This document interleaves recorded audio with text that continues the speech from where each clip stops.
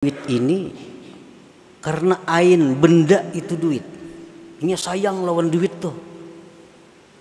Dapat duit simpaninya sayang, mulanjakan kada maunya. Kena ranai-ranai hitung duit. Ya tuju cinta lawan ain duit. Ada tak oleh duit ambil, ada rezeki kumpul. Mau lanjakannya kada mau, sayang lawan duit itu. Jadi kesayangannya, kecintaannya kepada ain duit itu. Ini nukar baju kada mau nang baik-baik, sayang duitnya. Nukar makanan kada mau nang nyaman-nyaman, kalau perlu apa makanan yang paling murah itu nang ditukarnya. Para muhibbin, hadirin, hadirat, rahimakumullah. Pertama-tama terlebih dahulu kita memanjatkan puji syukur kehadirat Allah Subhanahu wa taala yang memberikan kepada kita taufik dan hidayah serta inayah. Yang dengan itu kita pada malam ini dapat kembali berkumpul bersama-sama di majelis yang penuh berkah dan rahmat ini. Salawat dan salam kita haturkan untuk junjungan kita Nabi besar Muhammad sallallahu alaihi wasallam dan kepada para sahabat, zuriat dan pengikut beliau. Para muhibbin rahimakumullah, al-hikmatu tsaniyatu wassalasun min al-hikamil ataiyah. Qala al-imam Ahmad ibnu Athaillah as-Sakandari rahimahullah wa nafa'ana bi ulumih. Hikmah yang ke-32 dari Al-Hikam, berkata Imam Ahmad Ibnu Athaillah As-Sakandari rahimahullah wa nafa'ana bi ulumi. Tasawwufuka ila ma batana fika minal uyub khairun min tasawwufika ila ma hujiba anka minal guyub. Artinya, bermula perhatian engkau kepada sesuatu yang tersembunyi pada diri engkau daripada aib celak. Perhatian engkau kepada sesuatu yang tersembunyi dalam diri engkau daripada celak lebih baik daripada perhatian engkau kepada sesuatu yang didinding dari engkau daripada perkara yang gaib-gaib. Itulah terjemahnya hikmah yang ke-32 ini. Ihtimamuka lil ittila' ila uyubikal batinah wal ijtihadu fit takhalli anha afdalu wa aula min ihtimamika ila ma ghaba anka minal umuril ilahiyah. Bermula perhatian engkau untuk mengetahui kepada sifat-sifat yang tercela dalam batin engkau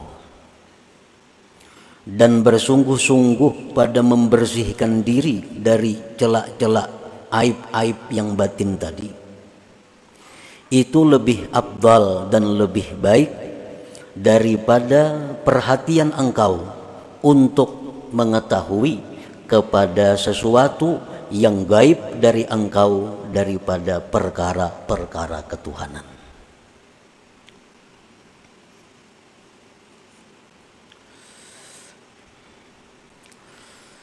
Al-uyubul batinah, aib-aib yang batin, sifat-sifat tercela yang ada dalam diri kita. Contohnya kahubbil mali, seperti cinta kepada harta. Nah, ini aib batin. Lebih baik kita berusaha menghilangkan ini daripada kita berusaha untuk mengetahui hal-hal yang gaib yang ada di sisi Allah Subhanahu wa taala. Aib yang batin, sifat yang tercela pada diri kita itu contohnya banyak sekali, antara lain kahubbil mali, seperti cinta harta. Ada dua macam jenis cinta harta ini. Ada orang cinta harta itu li'ainil mal, karena ainnya itu harta.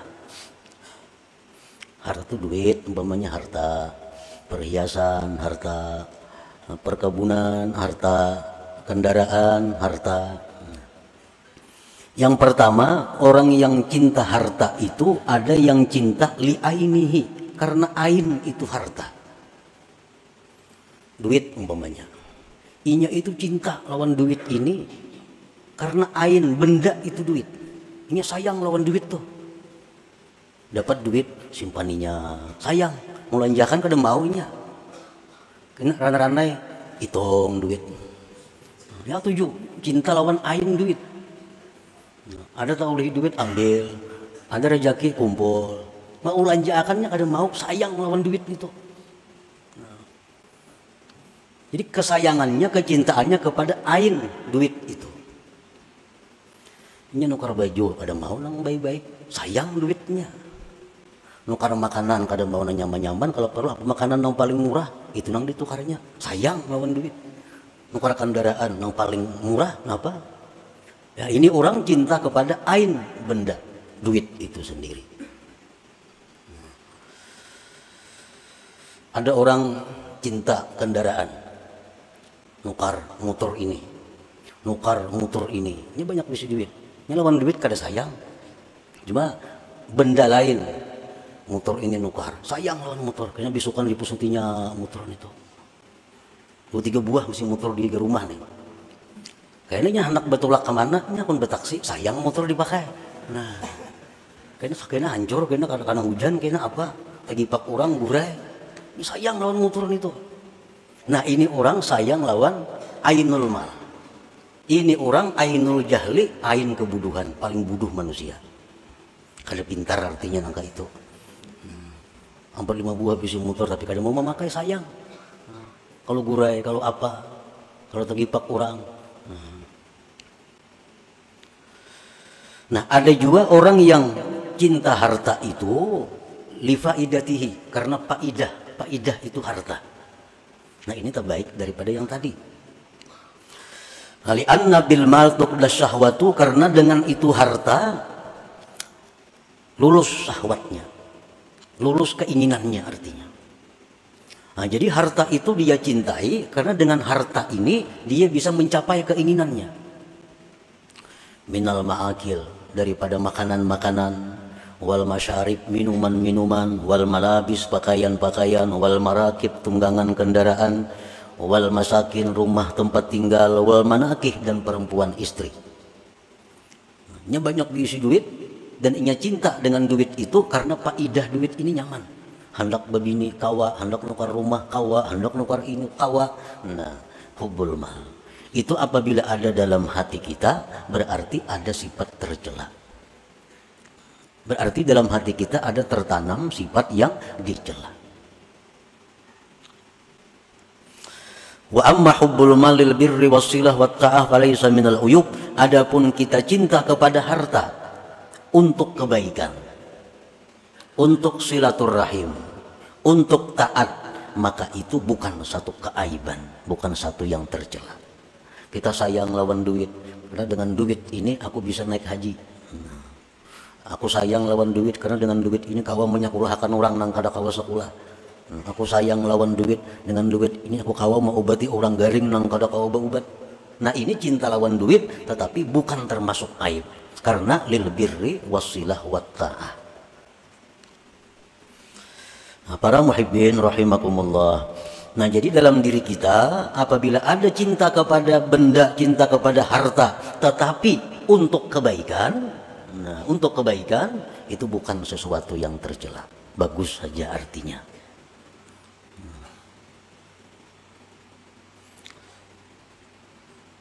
Jadi umpamanya kita bisa mengukur diri kita, apakah kita ini termasuk orang yang cinta harta untuk syahwat, Apakah orang yang mencinta harta untuk kebaikan?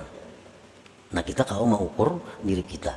Misalnya kita hari ini diberi rezeki oleh Allah 100.000 rupiah.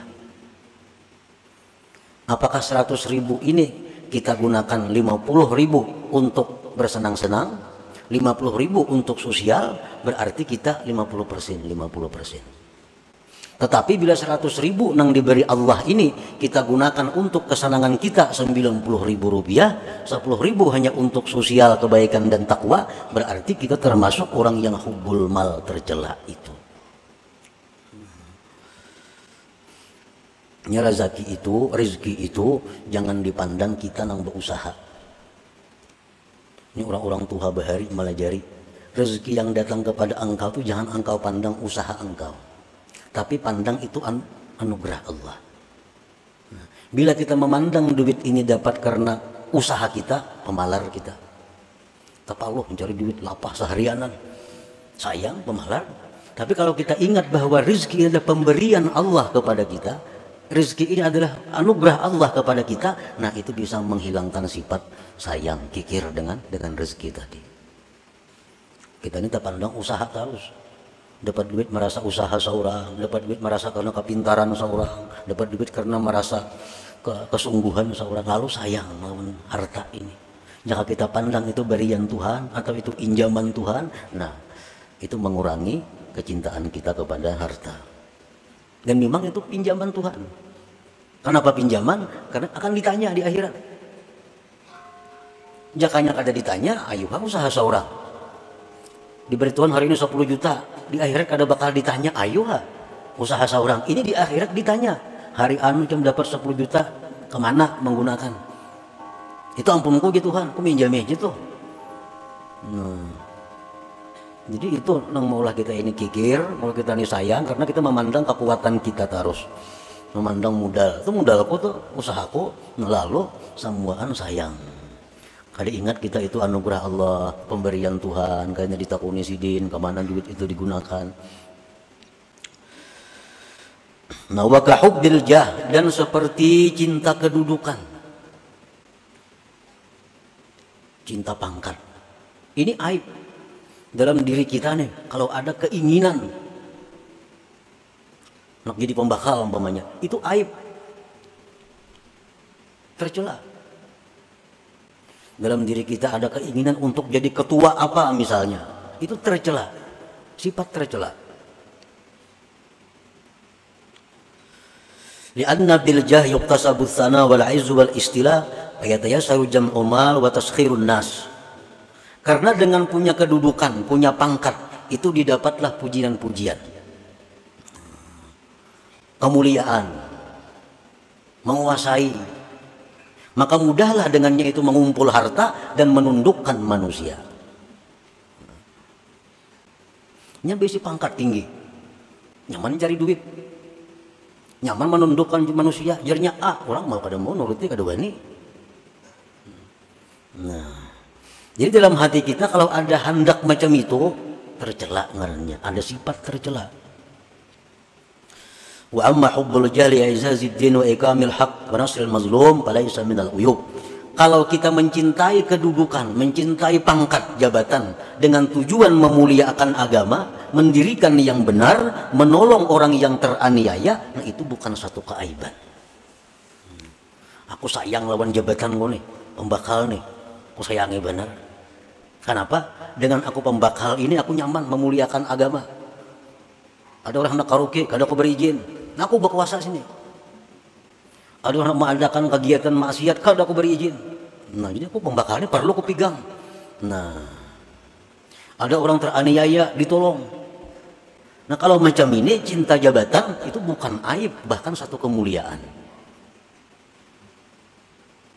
Nah, jadi kalau kedudukan jabatan itu kita cintai karena dengan jabatan itu kita nyaman mencari duit, kita nyaman menyuruh menundukkan manusia, itu tercela. Tapi kalau jabatan ini kita cintai karena dengan jabatan ini kita bisa menegakkan ma'ruf, bisa mencegah munkar, nah itu bukan suatu aib.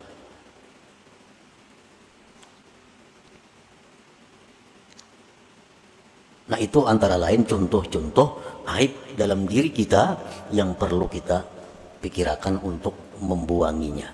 Cinta kepada harta untuk meluruskan syahwat, cinta kepada kedudukan jabatan untuk menundukkan manusia, mencari pujian, mengumpulkan harta. Itu perlu hilang dalam diri kita supaya diri kita ini bersih daripada celah.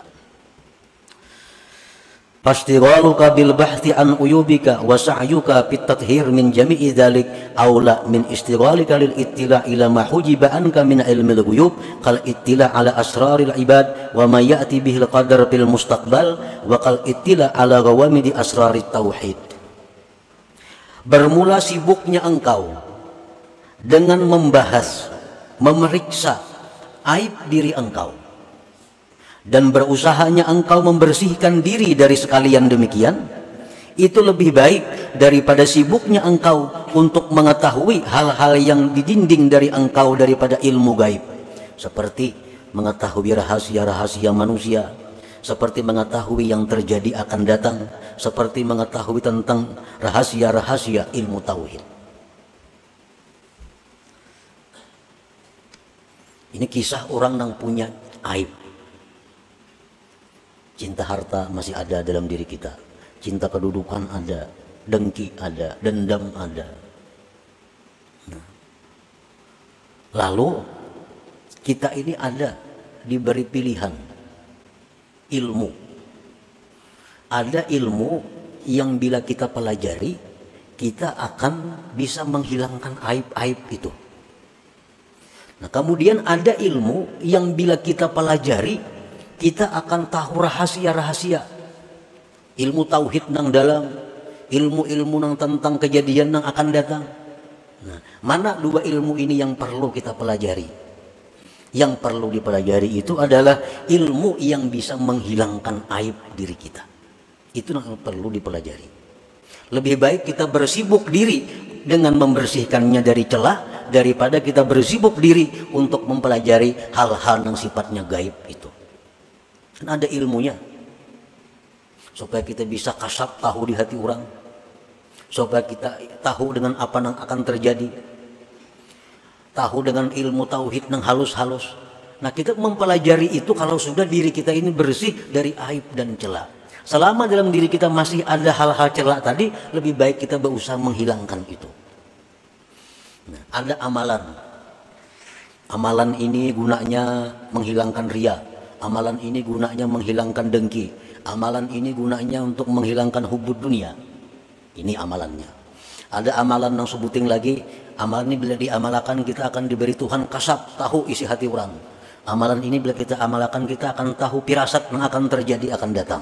Nah, mana antara dua amalan yang baik kita amalkan? Amalan yang pertama ini yang perlu supaya diri kita bersih daripada celaan-celaan itu. Nah, doa umpamanya lagi. Kita lawan Tuhan bisa berdoa supaya ini, bisa berdoa supaya itu. Tetapi doa apa yang paling baik kita minta kepada Tuhan? Doa apa yang paling baik kita mohon kepada Tuhan? Doa yang sifatnya pembersihan diri itu yang utama, yang kita ajukan permohonan kepada Allah Subhanahu wa taala. Al-Imam Al-Habib Ali bin Abi Bakar As-Sakran rahimahullah berkata, "Ya'lam ya akhi, anna du'a bil maghfirah abdalul ad'iyah." Doa, ketahuilah wahai saudaraku bahwa doa dengan minta ampun kepada Allah itu paling abdal doa. Doa murah rezeki, doa sihat badan, doa diberi ilmu, doa segala macam banyak. Tapi kalau yang paling utama kita minta kepada Allah supaya diampuni dosa, itu yang paling utama kita minta. Dosa tentang pembersihan diri kita, itu yang utama diminta kepada Allah. Seperti doa yang kita baca dalam wirid tadi, Allahumma ya Rabbi bijahi nabiyyikal mustafa wa rasulikal mujtaba wa waliyyikal murtada wa aminika ala wahyi sama tahhir qulubana min kulli wasfin yuba'iduna an musyahadatika wa mahabbatik. Nah, itu kan? Tahhir qulubana, bersihkan hati kami. Min kulli wasfin, dari tiap-tiap sifat yang menjauhkan kami daripada musyahadah dan kecintaan Engkau. Nah, jadi amalan yang kita baca tadi, nah, doanya hanya itu.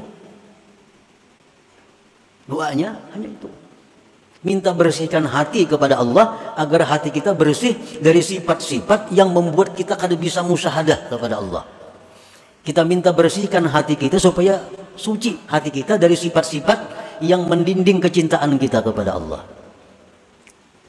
Nah, jadi itulah yang dimaksud dengan hikmah yang ke-32 ini. Apapun pekerjaan, ilmu, amaliyah, doa, apapun yang sifatnya adalah pembersihan diri, itu lebih utama dikerjakan daripada hal-hal yang sifatnya tadi gaib. Nah, kecuali sudah bersih diri kita, sudah bersih dari hubud dunia, sudah bersih dari hubbul jah, sudah bersih dari riya, sudah semuaan sudah bersih, ayo nak minta yang lain-lainnya. Imam Al-Hasan Al-Basri didatangi beberapa orang, yang orang-orang ini minta amalan kepada beliau. Wahai Imam, ulun minta amalan, ulun ada masalah ini. Amalan apa yang silin beri? Istighfar. Kita minta ampun kepada Allah. Ada pulang orang datang, ulun ini, lain lagi kisahnya lawan yang tadi. Apa jawaban Hasan Basri? Kita minta ampun kepada Allah. Ada perempuan datang, wahai Hasan Basri, ulun sekian tahun kawin kada mau beranakan. Apa amalannya? Istighfar, minta ampun kepada Allah. Nah, jadi amalan yang utama itu yang perlu kita perhatikan adalah amalan supaya dosa kita diampuni, sifat-sifat yang kada baik di hati dihilangkan oleh Allah Subhanahu wa taala. Itu yang didoa semacam. Ibarat sembahyang tahajud kita malam, fokus doa kita supaya dosa diampuni, sifat-sifat tercela dibersihkan Allah. Kada perlu minta murahkan rezeki, kada perlu. Kada perlu minta itu ini, kada perlu. Selama diri kita kotor, selama diri kita penuh celah, maka permintaan kita kepada Allah hanya satu, bersihkan diri hamba dari sifat-sifat yang tercela. Nah, itulah maksud daripada hikmah yang ke-32 dari kitab